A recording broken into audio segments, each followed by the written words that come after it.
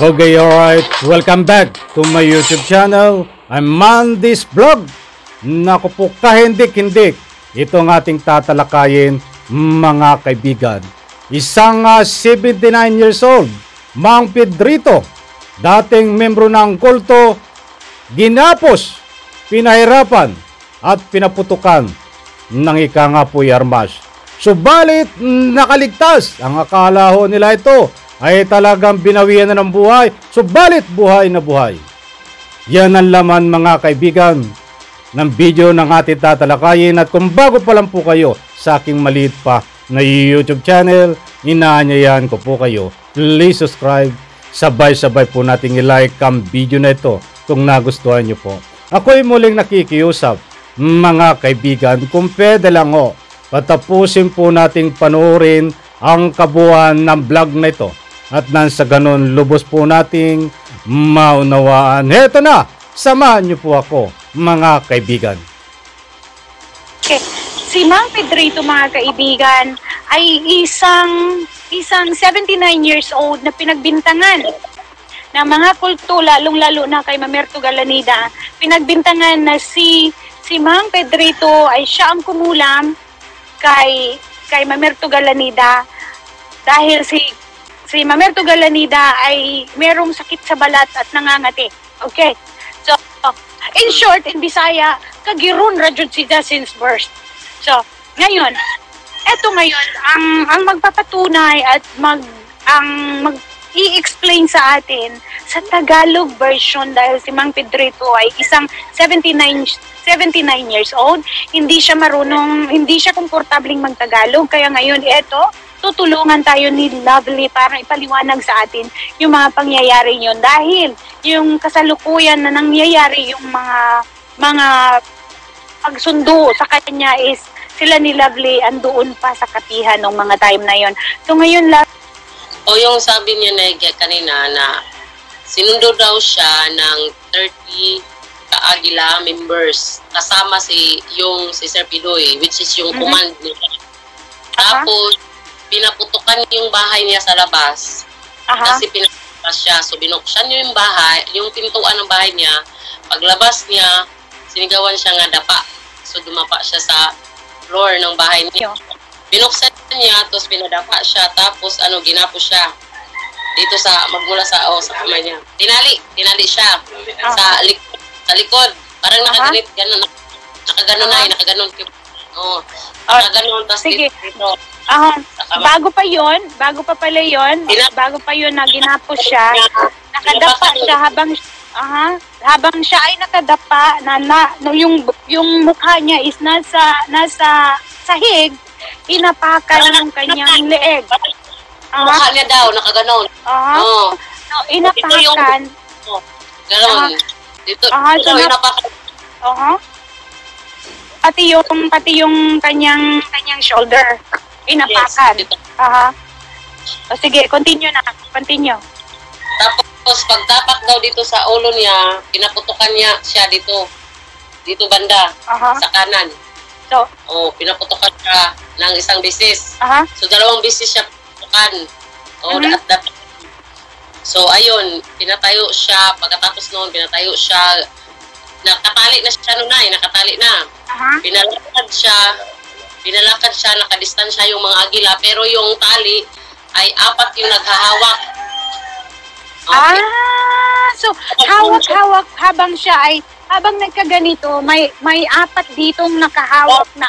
May tali doon, tas doon. So hindi siya libreng, ito yan, mga kaibigan, ha? Kunwari, tatali ko sarili ko. Tatali ko. Ngayon, ang tali is hanggang dito sa lagpas ng siko, mga kaibigan. Diyan, no? Diyan. Tapos, masikip. Tapos, yung tali pala, may tali pang para hawakan doon sa 4 na mga agila. Yes. Puking ina. Oh my God. So, tapos. So habang naglakad siya, hindi siya makalakad ng diretso pala dahil may mga nakahawak pa. Yes. O sige ko no, explain, diretso ko lang. Sige. Tinalakan siya papunta sa bahay nila, Mamerto po. Nay, tapos doon na siya, sinuntok sa kanan. Dito. Aha. Sinuntok malakas. siya. Ginanon siya. Yung pagsuntok na may hawak daw na baril. Tapos ginanon dito. Okay. So, yung hawak sigurong baril is maliit, hindi mahaba. Yes, so, short na baril so dito sa may kanan, sa may dito. Ribs. Biro mo yan. Sus Maria. So, sige, continue ko in Tagalog, guys. In Tagalog, kung ano ang ginawa nila sa kanya doon sa bahay ni Mamerto Galanida bukod doon sa sinuntok. Ay, na gamutin mo itong si Mamer ngayon din. Kapag hindi siya gumaling, ng madaling araw, kapag may araw na daw at hindi pa gumagaling si Mamerto, alam na kung ano mangyayari sa kanya.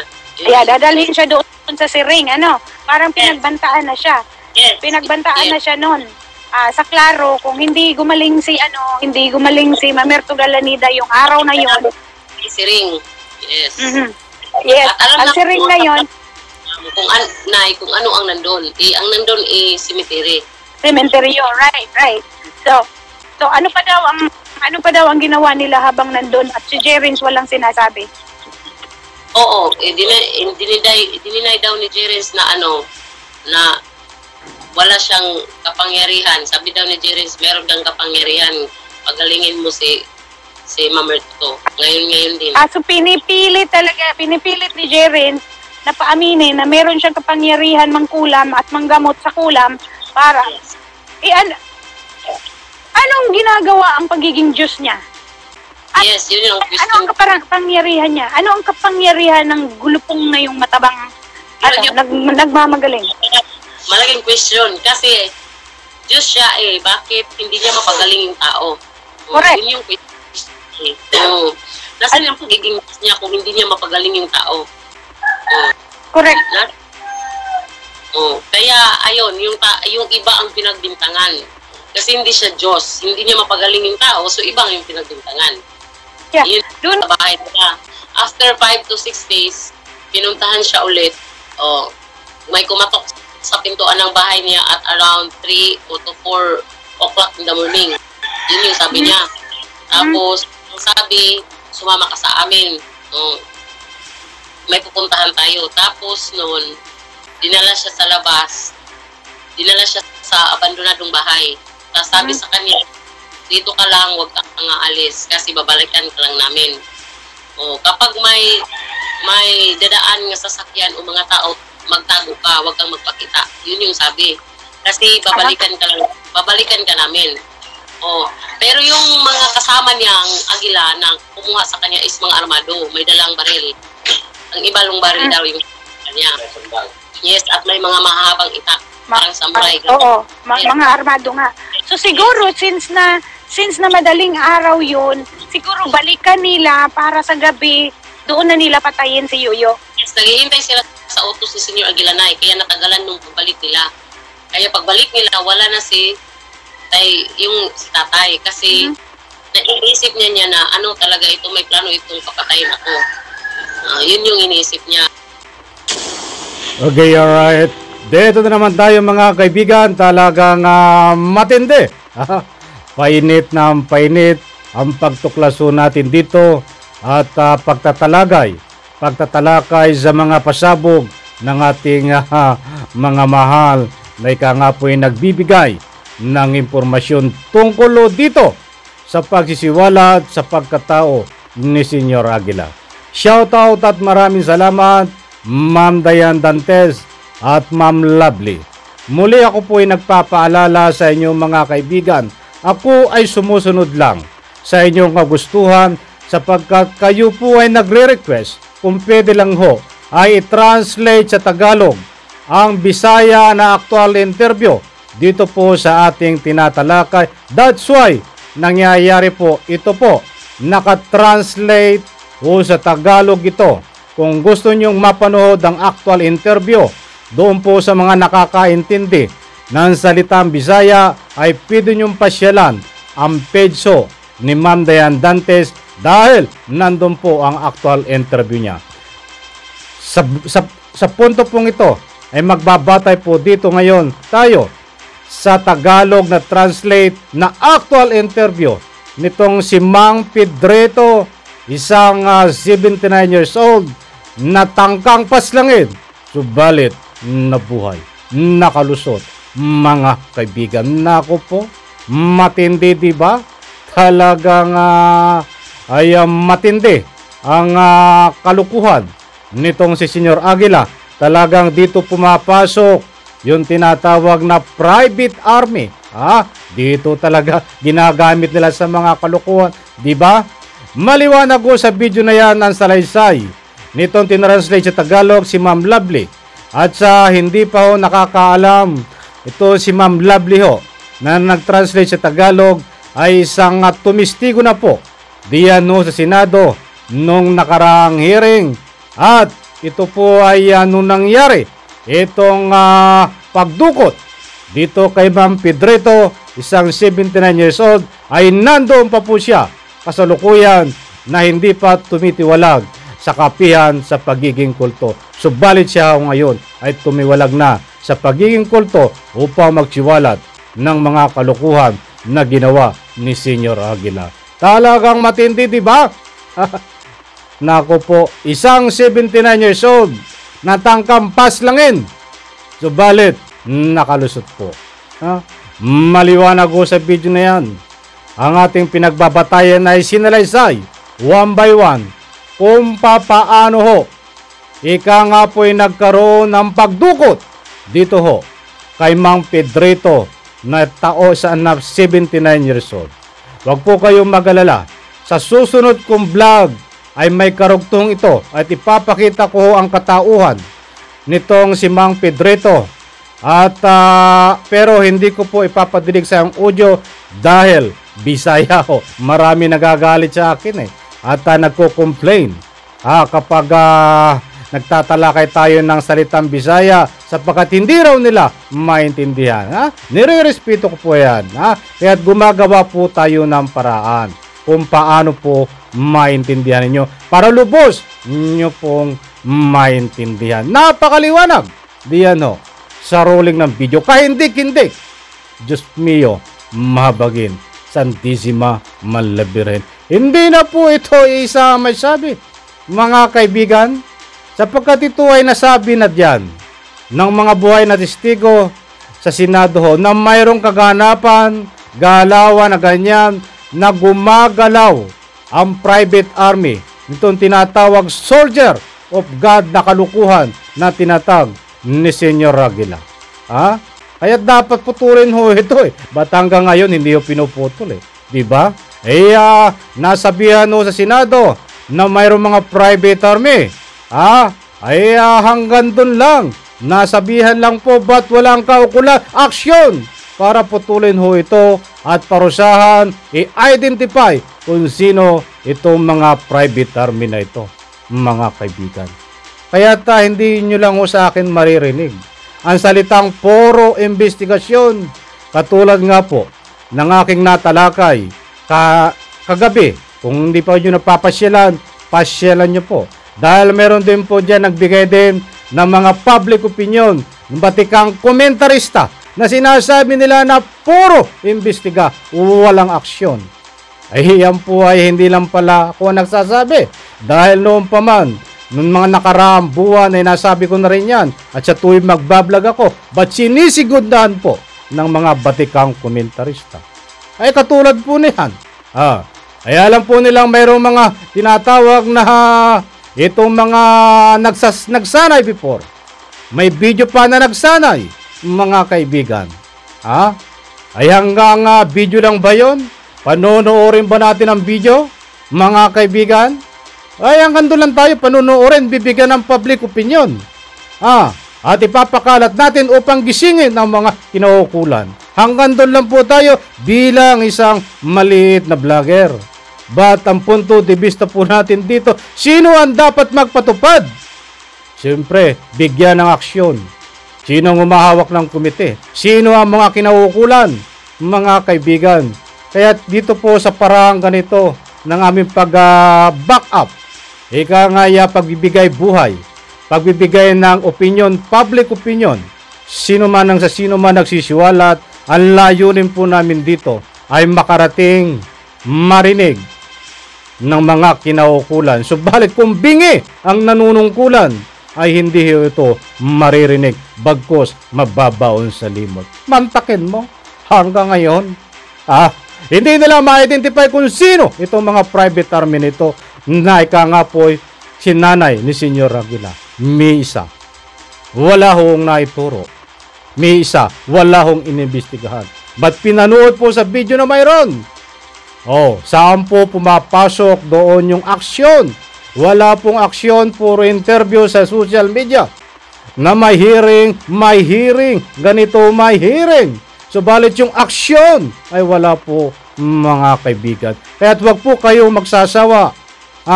Sana po maintindihan nyo. Kung ang mga nagsisiwalat ay patuloy na nagsisiwalat dahil mayroon po silang mga layunin at ganun din po kaming maliliit na vlogger. Hindi basta po kami nagngangawa dito. Hindi po basta kami nagbabato ng mga impormasyon. Kami po ay may layunin. But tandaan po natin, hindi po sa isang iglap. Hindi porke nag-broadcast tayo ng ganito ngayon ay magkakaroon na po ng ikangapoy pagkuha ng ating pamalaan para suriin. Darating po ang araw, hindi po isang araw, ay kukunin po nila ito at nasa ganun po karagdagang impormasyon, karagdagang ebidensya kung ano mga kaso ang dapat ipatong dito ho sa mga leader ng kulto, mga kaibigan. Maliwanag ko sa ruling ng video na yan, talagang kinuha, dinukot. Ay kung wala hong private army yan, ay ka nga po hindi ito makakapandukot, di ba? Humihingi sila ng lakas, humihingi ng tapang, nanghihiram ng tapang sa mga private army na sinanay nila. Naalam po natin, ang doktrina nito ng mga private army na ito ay handang mamatay, handang ipaglaban itong si Senyor Aguila. Alam nyo po, hanggang at may hangganan sila ay gagawin po nila yan hanggat hindi po nalalansag niya. Ayan o ang batayan natin para malansag. Wala po sa atin ang gawa. Bigyan ng aksyon. Okay, baka sa susunod na hearing, dahil alam po natin may susunod pa na hearing. May mga testigo na nalalabas. Ay puro ngawa ng ngawa yung testigo. But ang problema, walang recommendation na dapat gawin ito, dapat i-file ito. Wala hanggang ngayon, wala po, di ba? Maraming lumalambas ng anggulo. Ang gulo lang po yan. But wala pong bagong recommendation kung ano ang dapat gawin sa kaso na ito, mga kaibigan. That's why nakatuon pa din yung ika nga po investigasyon na mayroong mga bata inaabuso, mayroong ika nga po kasalan na nagaganap. Ano pa ba yung iba? Ba't napakadami pong issue nito? Napakadaming dapat imbestigahan. Ba't may isa ho? Anong nangyari? Kayo po ang magsabi, ano po ang nangyari na, mga kaibigan? Sana po maintindihan nyo kung ano man na mga public opinion natin dito. Hindi ho tayo nagpapakalat ng fake news. Kung ano man mga karagdagan public opinion na naririnig nyo, yan ay pawang nakabasi. Diyan ho. Sa ika nga po yung mga ruling ng video na pinapakita ko po sa inyo. Maliwanag po sa video na yan, uulitin ko, na dinukot subalit nakaligtas. Ano ang dahilan kung bakit nakaligtas itong si Mang Pedrito na 79 years old?